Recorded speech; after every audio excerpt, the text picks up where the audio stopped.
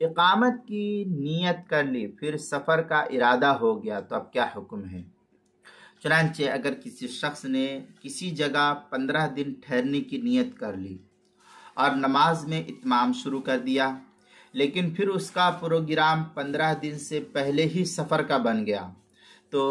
جب تک وہ سفر شروع نہیں کرے گا اس وقت تک وہ مقیم ہی رہے گا، جب سفر شروع کر دے پھر وہ مسافر شمار ہوگا۔ چنانچہ المبسوط الاسترخسی کے اندر ہے وَلَا يَكُونُ مُسَافِرًا بِالنِّيَّةِ كَمَا يَكُونُ مُقِيمًا بِالنِّيَّةِ لِأَنَّهُ لَا يَكُونُ مُسَافِرًا۔ اس طریقے کی عبارت جو مبسوط الاسترخسی پہلی جلد صفحہ 270، آگے علامہ شامی لکھتے ہیں فتاوی شام کے اندر ثبت ان انشاء السفر لا يبطل وطن الاقامہ الا اذا انشاء السفر منه۔ اس طریقے کی عبارت علامہ شامی فتاوی شام جو زکریا بک ڈپو دیوبند کا ہندو نسخہ اس کی دوسری جلد صفحہ